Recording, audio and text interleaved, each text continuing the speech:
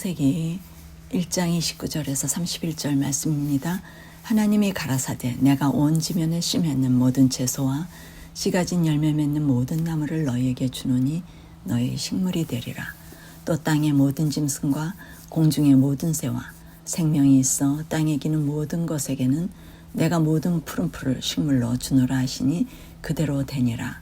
하나님이 그 지으신 모든 것을 보시니 보시기에 심히 좋았더라. 저녁이 되며 아침이 되니 이는 여섯째 날이니라.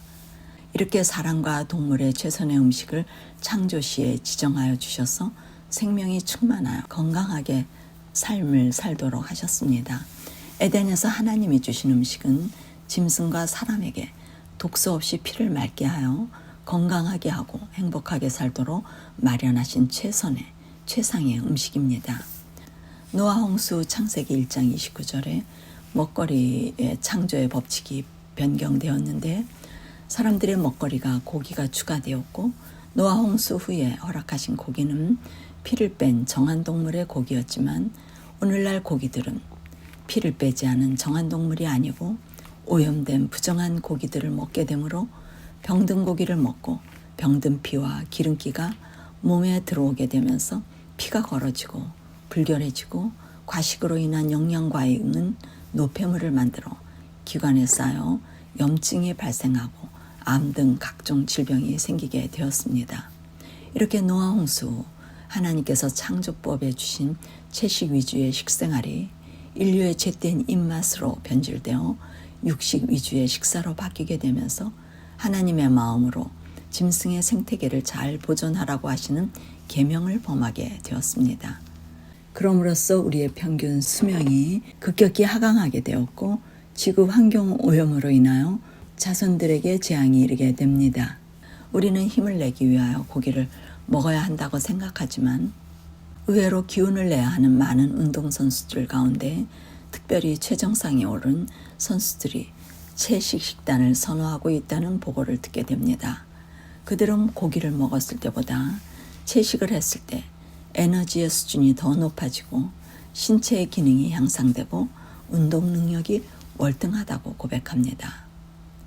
세계보건기구는 가공육을 발암물질로 붉은 살코기를 발암 가능성이 높은 물질로 분류하여 고기를 많이 먹을수록 각종 암이 발병할 확률이 높아진다고 보고하고 있습니다.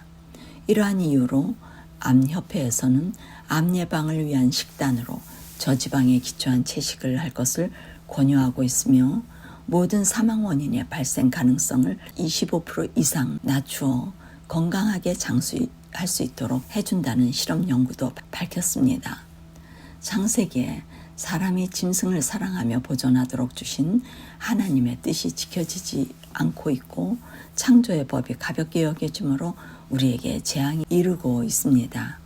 전 세계 환경운동가들이 육식을 멀리하고 채식을 권하고 있는데 고기를 생산하는 과정에서 온실가스가 배출되어 환경을 오염시키고 있고 가축들의 학대에 대한 이슈도 이야기하고 있습니다. 가축이 내뿜는 메탄가스는 지구의 온난화를 일으키는 온실가스의 상당량을 차지하며 소를 키우기 위해 땅을 개간하고 숲을 파괴하므로 식수 부족 현상과 수많은 이산화탄소가 방출되어 기후변화를 가속화시키는 현상과 야생동물의 멸종 등 생태계의 영향을 전문가들은 걱정하고 있습니다. 가축들이 간신히 서 있을 정도의 비좁은 축사에서 지내면서 각종 호르몬 주사를 맞춰 최대한 빠른 시간에 가축들을 키우기 위해 많은 호르몬제를 투여하므로 고기의 호르몬이 사람들의 몸에 쌓여지게 됩니다.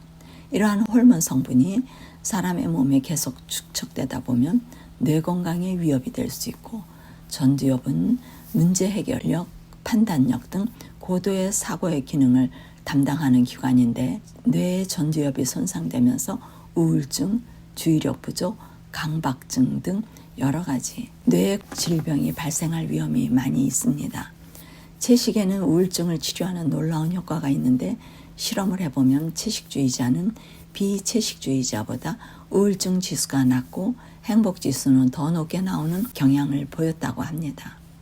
세계 곡물 생산량의 절반이 가축들의 먹이로 사용되고 있는 동시에 여전히 지구상에는 극심한 빈곤을 경험하는 이들이 존재하여 가축들의 먹이로 쓰이고 있는 곡물들이 굶주리고 있는 사람들에게 돌아간다면 기아 문제를 완벽하게 해결할 수 있다는 보고도 있습니다.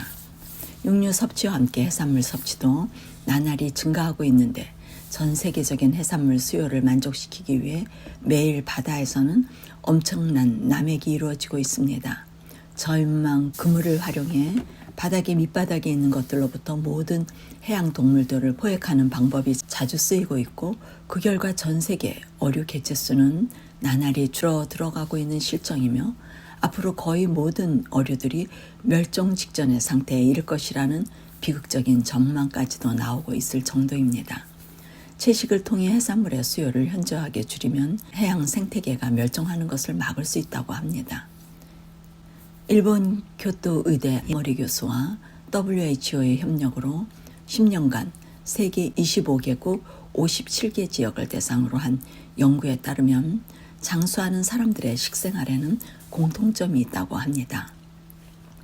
코카서스 지역의 장수촌에서는 주식으로 옥수수 가루로 만든 빵, 죽, 과일, 채소를 먹고 인도 북쪽에 위치한 훈자 장수촌에서는 주식으로 밀기호를 통째로 만든 빵과 과일, 채소, 포도, 과즙 등 음료를 먹고 남미 에콰도르의 비루카밤바 장수촌에서는 주로 감자, 옥수수, 푸른콩, 바나나, 옥수수를 삶아 만든 레페라는 스프를 즐겨 먹으며 중국 위구르 지방의 카슈카르 장수촌에서는 옥수수와 미정백의 밀가루, 과일, 채소를 주로 먹고 일본의 오키나와 장수촌은 다른 일본인들과 마찬가지로 소식과 생선 섭취를 한다고 합니다. 반대로 동물성 지방 섭취가 많은 핀란드나 브라질은 심근경색의 발병률이 높은 것으로 알려졌는데 장수촌 마을은 에덴의 환경을 닮은 곳으로 지금도 하나님의 창조의 법은 여전히 유효하고 있으며 에덴에서 아담의 몸의 구조와 기능이 오늘 우리의 몸과 같아서 점점 환경이 오염될수록 우리의 먹거리도 에덴으로 돌아가는 것이 안전하다는 것을 증거하고 있습니다.